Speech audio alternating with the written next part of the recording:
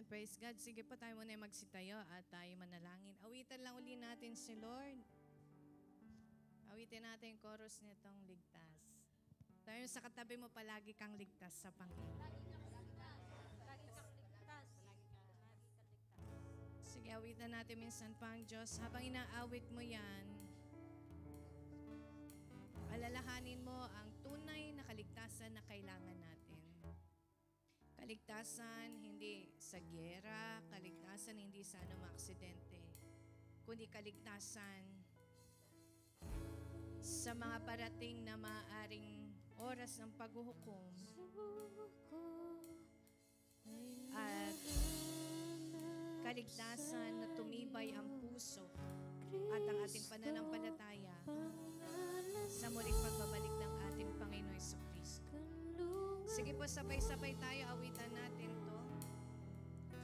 Serereboshon, dererehan, derebusikamante. Shakalama rebosan, dererehan. Oh, salamat po. Kristo, pangalan mo. Kanlungan Sabihin natin sa Panginoong Jesucristo, make it a prayer. Hayaan mo lumabas sa mga awit na ito mula sa iyong mga labi na nagmumula sa iyong puso.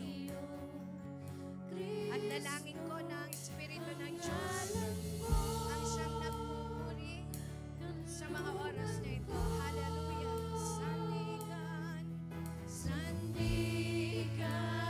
ang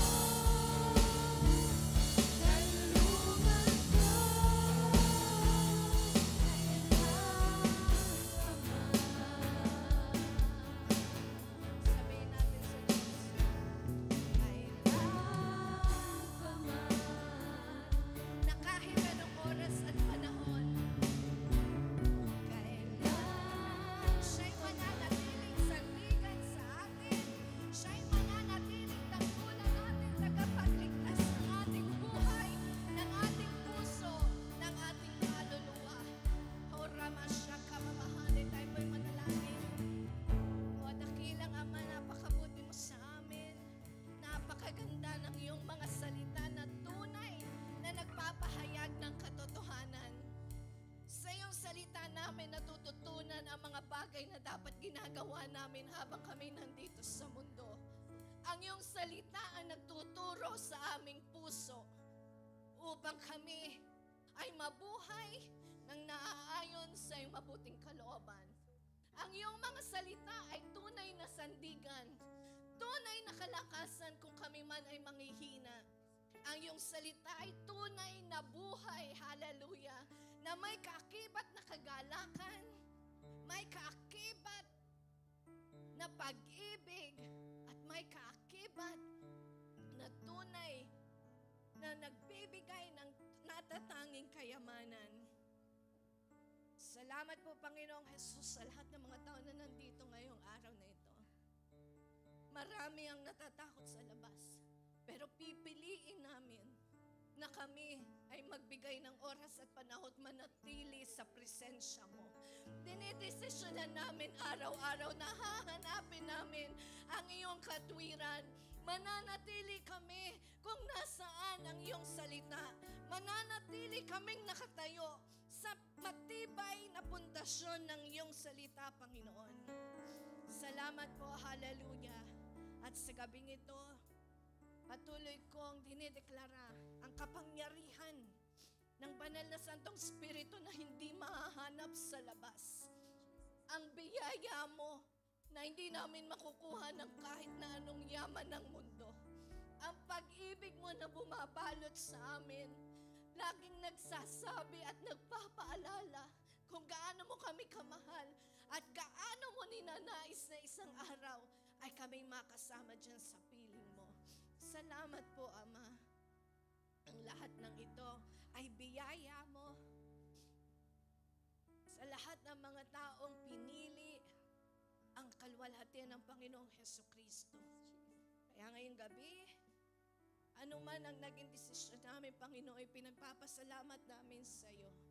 Sapagkat ito din ay biyaya mo sa amin. Hindi namin to kayang gawin mag-isa. Subalit sa banal na Espiritu ng Diyos na nananahan sa aming puso, napapagtagumpayan namin araw-araw ang bawat nararanasan namin at mga dumarating na mga sitwasyon sa aming buhay. Salamat po, Panginoon, at ngayong gabi, again, only the name of Jesus be lifted up, and I speak of extra strength, extraordinary power of the Holy Spirit to all of the people who is here right now. I bless you with grace of God. I bless you with power, inner might that only the Holy Spirit can give. Salamat po, Panginoon, at maluwalhati ka pa sa pag-uusapan namin ngayong gabi. This all we pray in Jesus' name. Amen and amen. Praise God. Yakapin mo muna yung katabi mo, sabihin mo, salamat. Hindi tayo nag-iiwanan. Pag nakabalita ba tayo na kailangan mo nang mag-empake, anong gagawin mo? Sabi, it's an emergency, it's a warning, it's a protocol. Pero alam niyo po bilang Kristiyano kung ano dapat ang protocol mo. Amen. Sabi mo sa katabi mo, dapat alam mo kung ano yung protocol mo. Kumakalat sa social media, nagsara ang airspace ng Qatar. Sabi mo, mag-book na ba ako ng ticket ko? Kaya lang naalala mo, wala kang pan-ticket. So, sa katabi mo, buti na lang. Praise God. All things are working together for our good. We know the fact that the very end and last days are coming. Alam po natin yan. The Bible cannot hide it. At hindi pwedeng itago ng Diyos yan sa kanyang mga mahal sa buhay. Alam niyo po, ang daming nagpanik. Ang daming mga umiikot na mga messages, naka-high alert, naka-red zone ang mga ospital sa UAE. Pero ikaw wala kang pakialam sa ano. Iniisip mo anong ulam mamaya. mo sa katabi mo, mag-ingat ka. Baka ikaw na lang nag-grocery eh.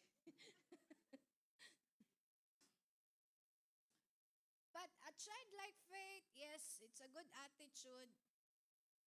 Pero alam niyo po, the most important na paghahanda ng isang Kristiyano ay ang pananalangin. So, nang magsara ng airspace ang Qatar, maya-maya sumunod po ang UAE. Maya-maya sumisirena na sa ibang bansa. Hudyat na meron talagang kaguluhang nangyayari sa mundo. At 2 nurse ang kachat ko. Sabi ko, hindi ko ba ako tinatakot ba ako ng mga ito? Pinalalakas yung loob ko. Sabi niya, Ate Lani, Pastora, nagwo-worry kami sa inyo dyan. Sabi niya ganyan. Mag-ready na kayo, maglagay na kayo sa bag yung mga emergency backpack. Para daw at any time. That is protocol actually sa mga ospital ganun. Yung mga government employees, sila yung una nakakatanggap ng mga ganong. Buti na lang sabihin mo, hindi ka empleyado. Minsan talaga pagpapasalamat mo yung yung sitwasyon mo, o diba? So sila po ang mga first hand na nakaka-receive ng information kung ano nangyayari dito. At ito mga connection nila, ibinabato po sa atin. Sabi ko, nandun kami sa nasaan ba tayo nun? Di nga kami naka-attend ng prayer and fasting kasi binisita namin yung ating HSER venue. Habang kami nandun, ang dami mga messages na dumarating na mag-ingat na kayo, mag-pack na kayo. Sabi ko, may pasok pa bukas. Ano ba, papasok ba ako? Hindi. Asa ba yung passport ko? Hinahanap ko kung saan ko nailagay kasi nagbakasyon ako. At sabi daw, kailangan may bag na mga pang 3 days.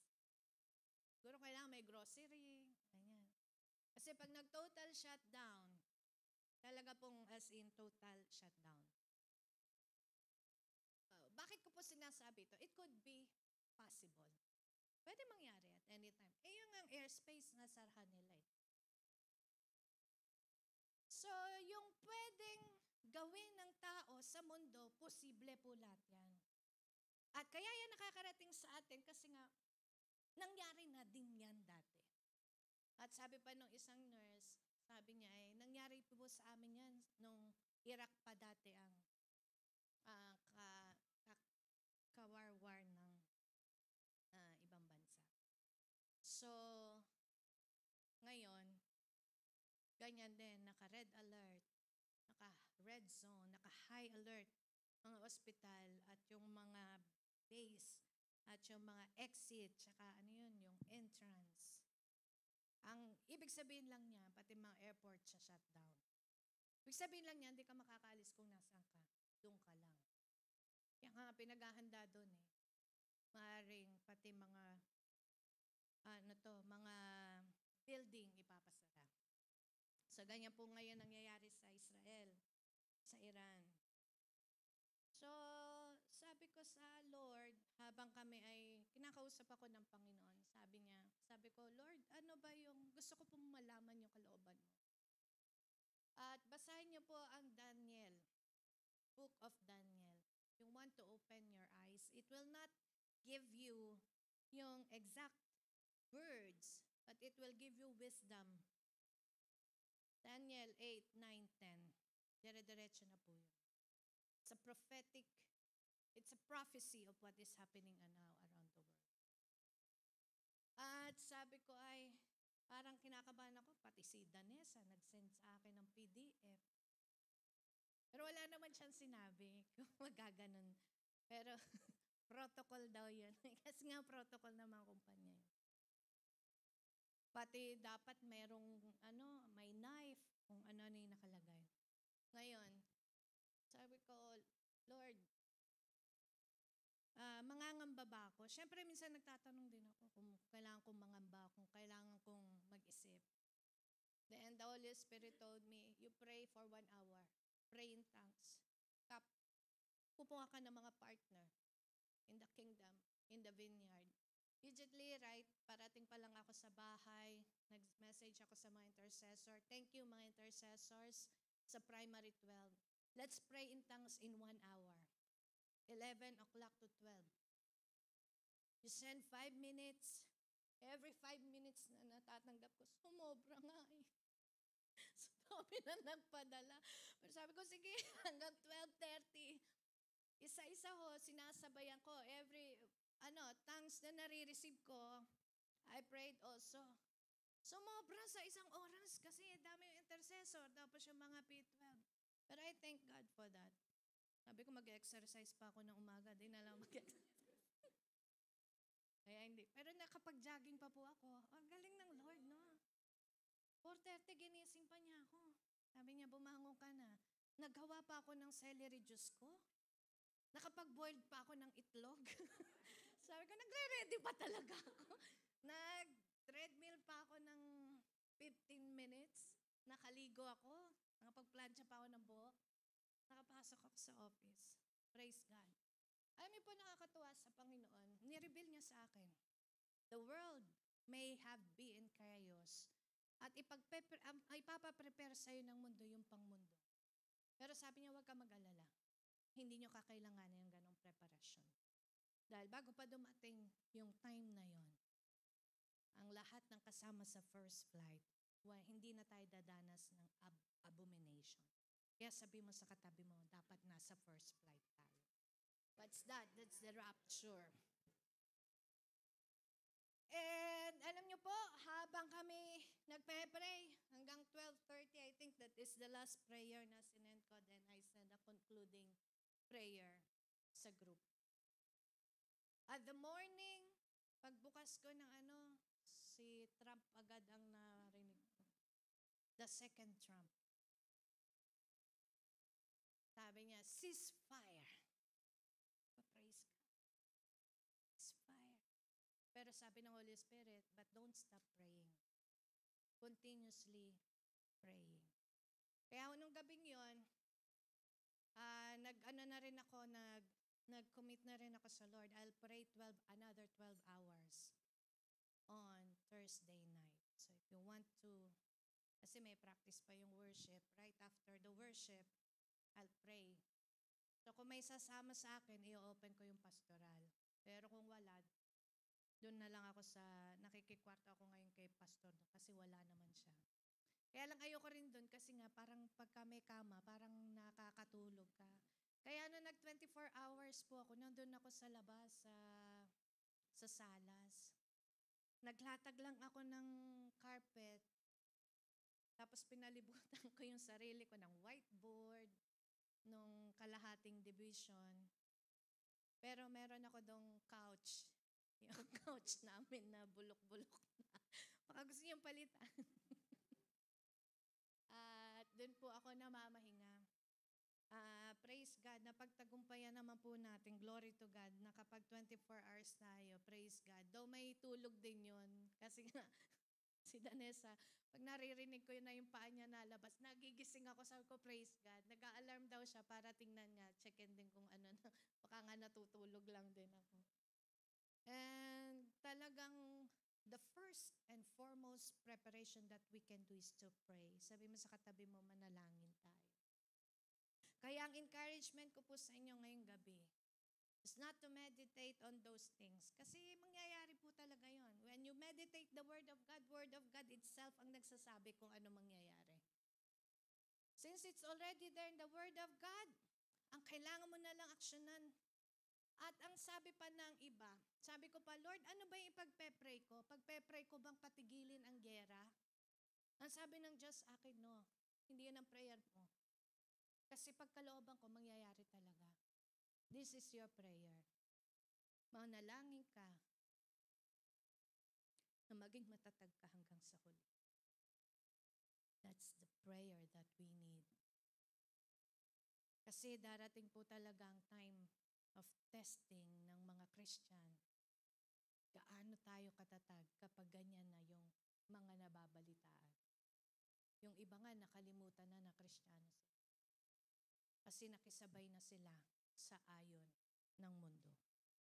Ang mas mahirap po ay kapag nandito na yung Antichrist na tinatawag.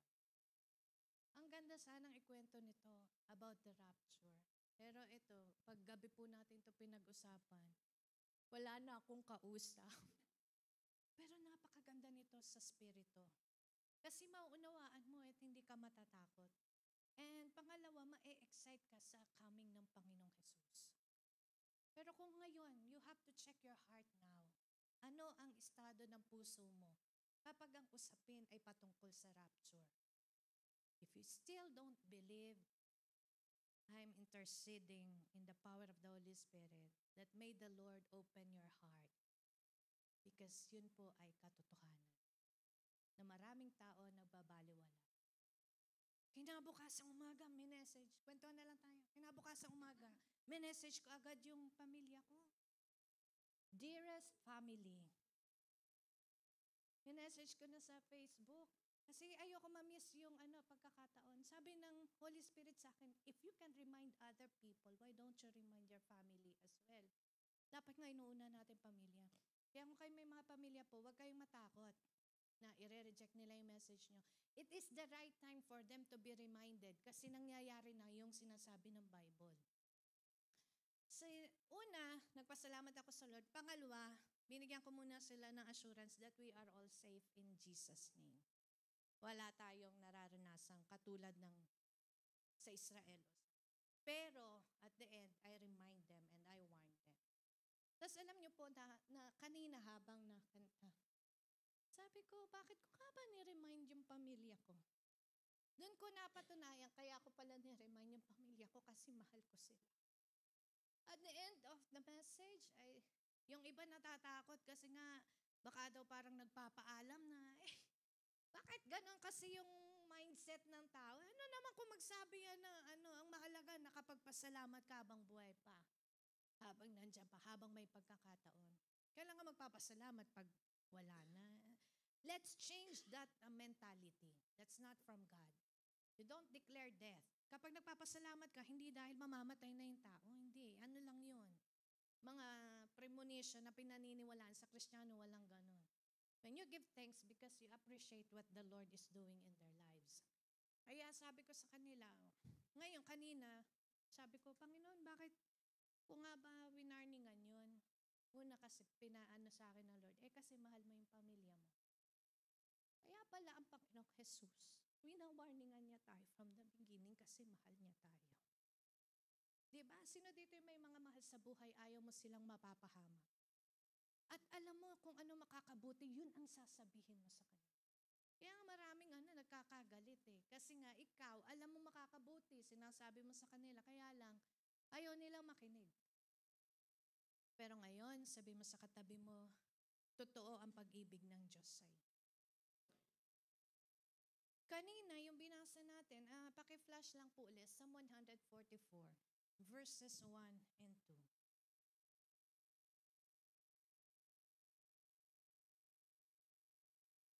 Kaya ngayon, dapat mas maging eager tayo. Mas mahalin natin, mas hanapin mo kung nasa ng gawain ng Diyos. Sabi ng salita ng Lord, praise the Lord who is my rock. He trains my hands for war and gives my fingers skill for battle. Sabi mo sa katabi mo, trained ka na. When you say He trains my hands for war, it is lifting up our hands before God. Hindi ho ito yung battle na kukuha ka ng armalites. Ano tawag sa armas? Mga armas. Okay. And gives my fingers skill for battle.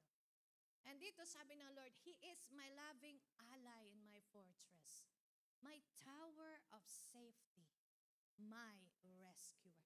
Ganyan ang Diyos sa atin. Anak, may NIV pa. Pakitingin nga anong sabi ng NIV version.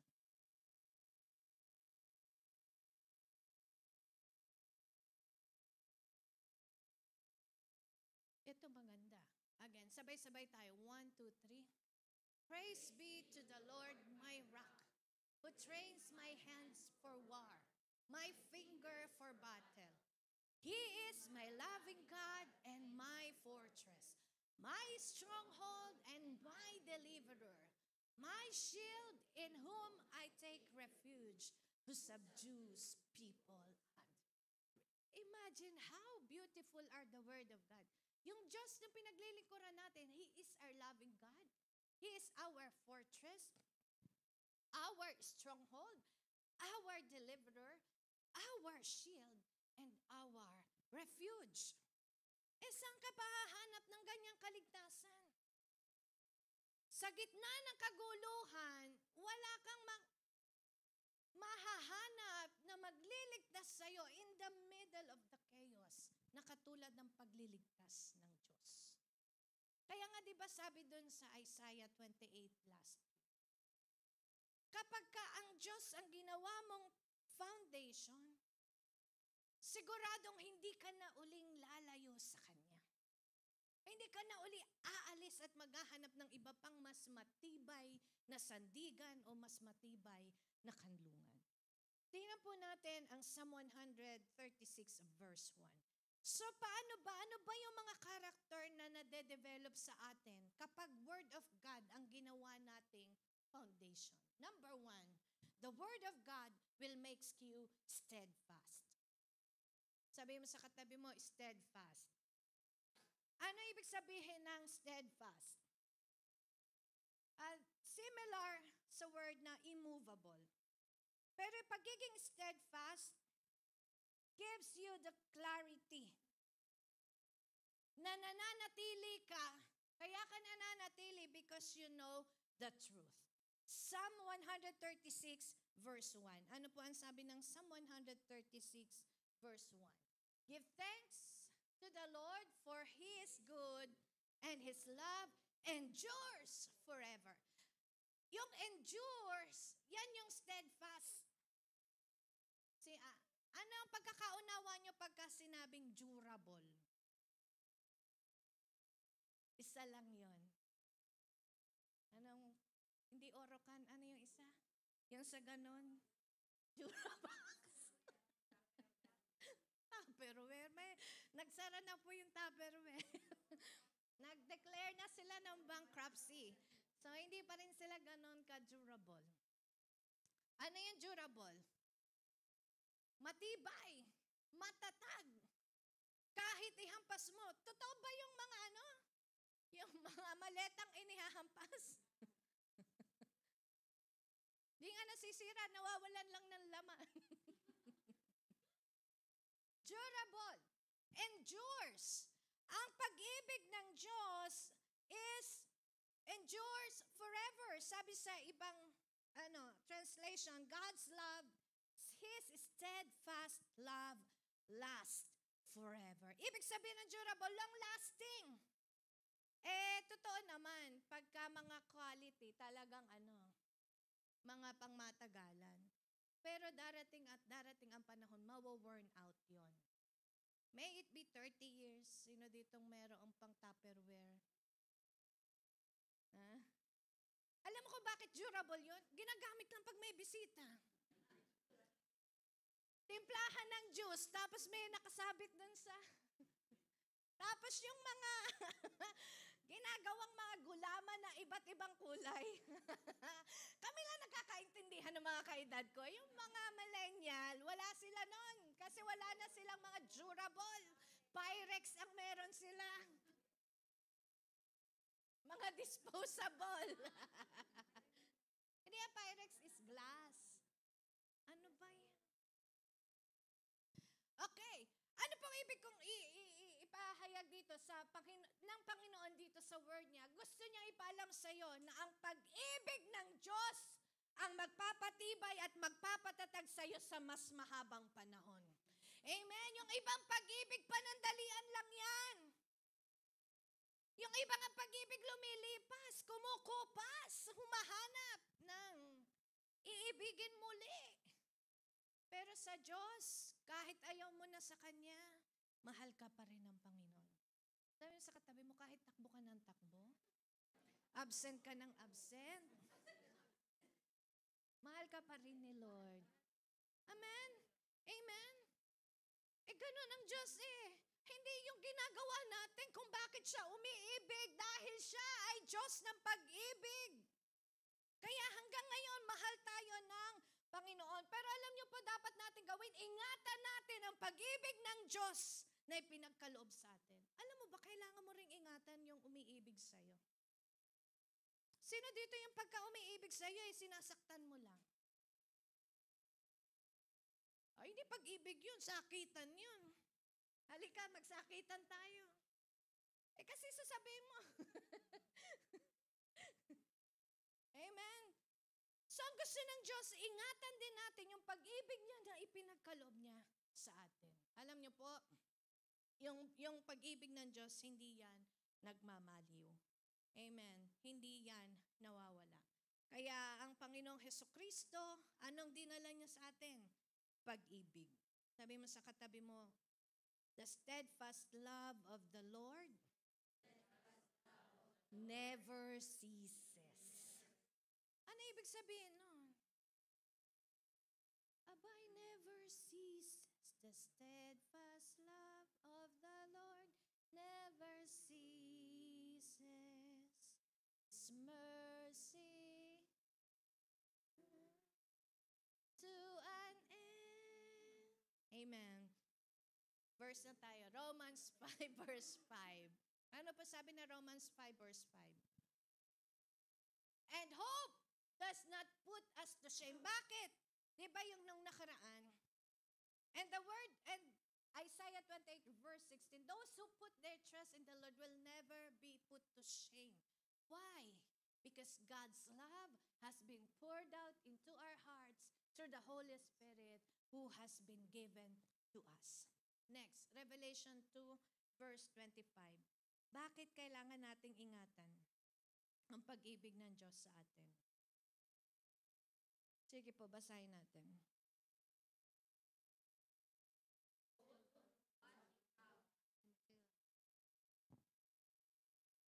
Sabi ng Diyos, paghawakan mo. Hold on. Paghawakan mo yung aking pangako na babalikan kita. Si Jesus po yung nagsasalita. Ang Panginoong Jesus, He assured us na mag-hold fast ka, mag-steadfast ka hanggang sa kanyang pagbalik. Kaya sabi mo sa katabi mo, tama lang ang ginagawa mo. Pakikipagrelasyon kay Lord. At dapat mas ingatan pa natin. Amen? Hayaan natin na yung pag-ibig ay mas lumawak at mas lumawig. Tingnan pa natin, last verse. Colossians 3:23 to 24.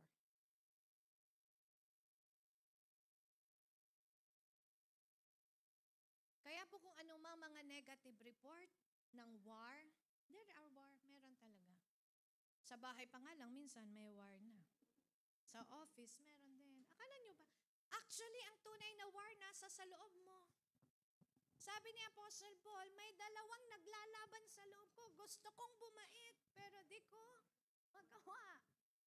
Kasi nga yung old nature and new nature naglalaban lagi. Ang old nature, ang gusto lagi nakahiga, natutulog sa bahay. Kasi ayaw niyang mapagod. Ang gusto niya lang,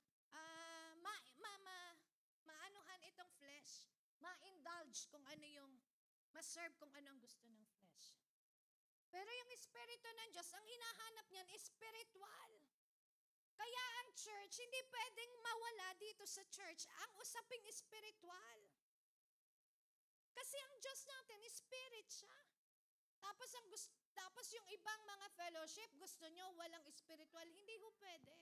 That's not spiritual fellowship. Kwentuhan lang yun.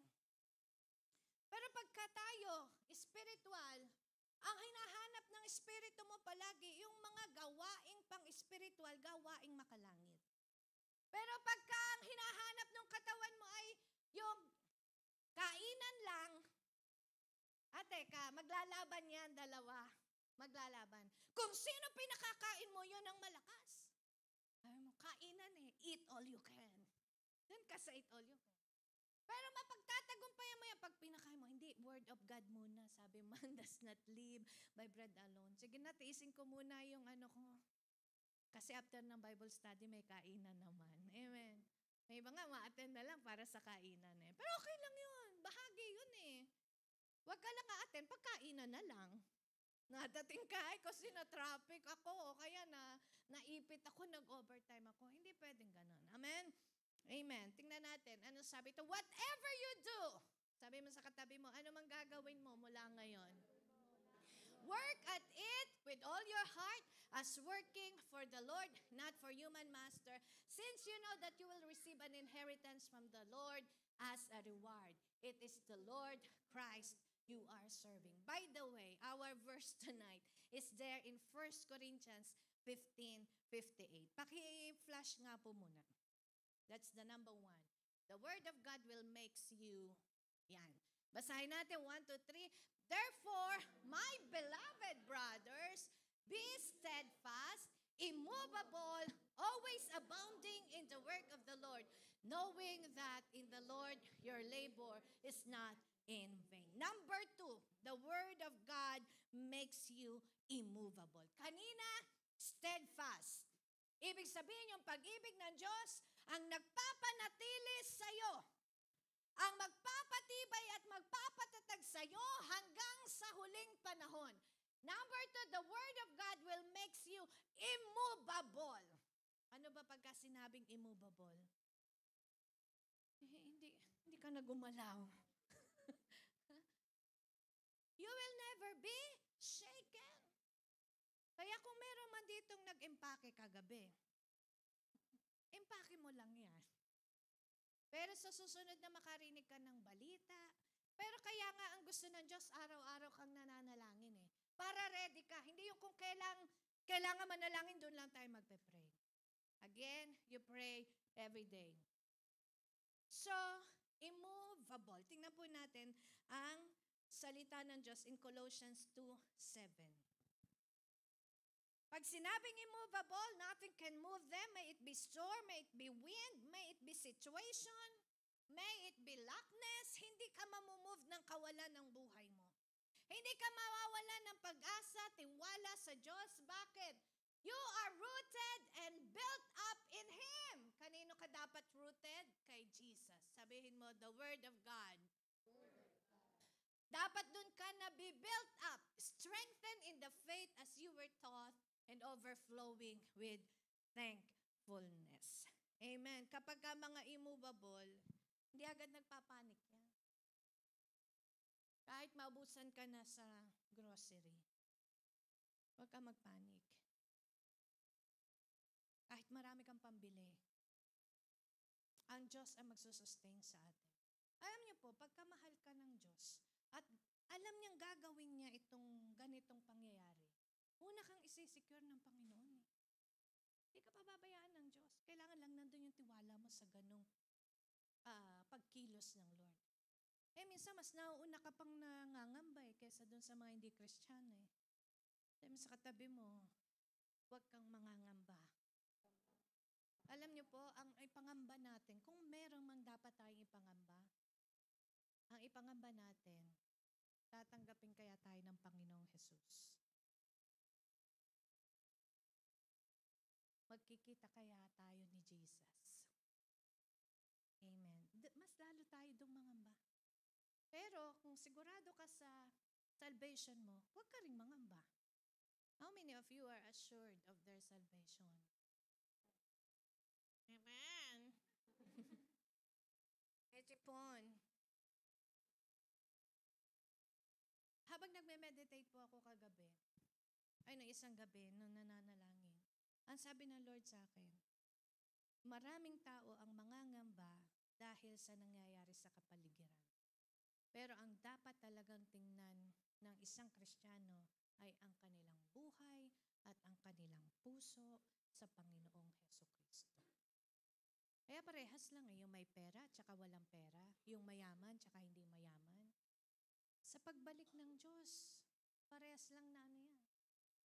Na titingnan nila kung karapat-dapat sila. Praise God. Kaya nga dapat ingatan mo yung pag-ibig ng Diyos. Amen. Hanapin mo yung mas maglaan tayo ngayon sa gawain ng Lord. Minsan pagod tayo sa trabaho. mo sa katabi mo, hindi ka na mapapagod. Pag hindi ka nagtrabaho. Ephesians 4:14.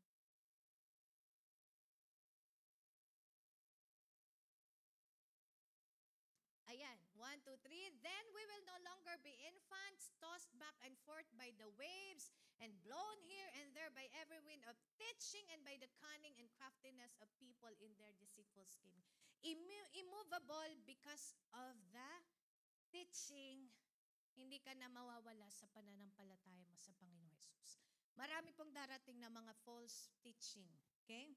But the Word of God, this Bible will makes you immovable. And last, the Word of God will makes you abounding in good works. Ano pagka sinabing abounds?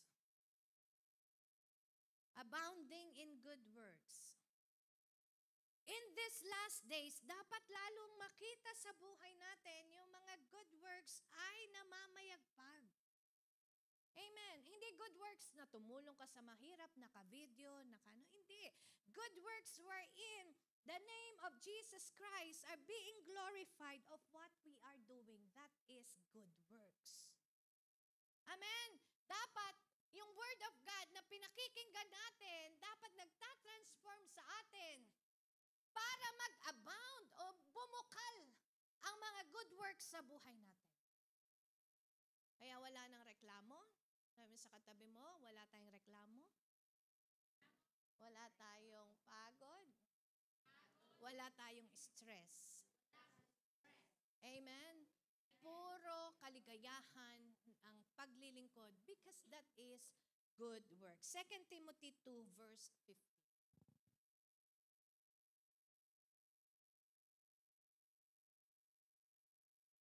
Okay. Tayong lahat ay magsitayo. Tapos na. I will pray for all of you. 2 Timothy 2:15. Sabihin natin, sabay-sabay tayo. 1, 2, 3. Do your best to present yourself to God as approved, a worker who does not need to be ashamed and correctly handles the word of truth. And Matthew 7:13-14. Sige po, sabay-sabay tayo. Enter. Why? For wide is the gate and broad is the road that leads to destruction. And many enter through it. But small is the gate and narrow the road that leads to life, and only a few find. Sabi mo sa katabi mo, huwag ka mag-worry sa naririnig mo sa mundo. Na-prophesy na po yan. Ako na lang yan. Na-prophesy na po kasi yan. Ibig sabihin, tayo na nandito are just a recipient of what has been prophesied long before. At dapat lalo tayong maging maligaya. Kasi alam natin, these are the signs that the coming of the Lord is very near. And that is the most exciting. Di ba lagi nating sinasabi, yung most exciting part ay hindi tithes and offering. The best part ng program, hindi praise and worship. The most intimate and exciting part ng buhay natin is yung ikasal tayo sa Panginoong Jesucristo. Yes, the nations around us are preparing for the war.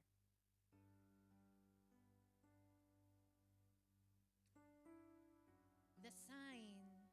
Sabi ng Lord, sabi ko kanina, Lord, bigyan mo kami ng sign kung malapit ka nang dumating.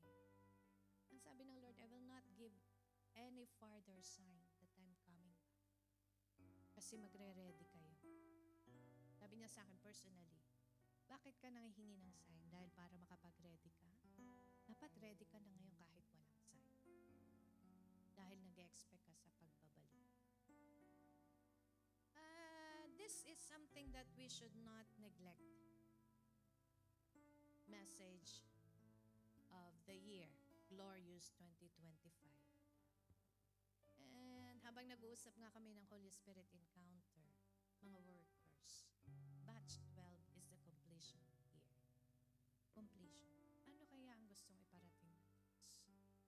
The Lord will have many revelation, wisdom, and knowledge. But then, kung meron man tayong knowledge o wisdom, anong gagawin mo doon? Iti-treasure mo ba yon o gagamitin mo para maging matatag? So what I am telling tonight is this is not the time to think of what will happen in the future. Now is the time to think again of your position in Christ Jesus. Huwag mo na isipin kung wala ka pang trabaho. Huwag mo muna isipin kung wala kang napapadala sa pamilya mo. Now is the time to reflect. Have you shared the salvation to your family and loved ones? Please do not delay it. Huwag mo nang hayaan na lumipas ang araw at panahon. Meron ba tayong dapat isuko sa Panginoon? Isuko mo na ngayon. Huwag nating sayangin ang mga pagkakataon na ipinagkakaloob ng Diyos sa atin. Ito yung panahon na lalo kang mas maging malapit sa Kanya. See, this is not a message of fear. Kasi ang fear, ang meron lang na natatakot ay sa mga walang pag-ibig ng Diyos. But those who loves God, this is not a message of fear, but a message of commitment. Ganyan tayo kamahal ng Diyos.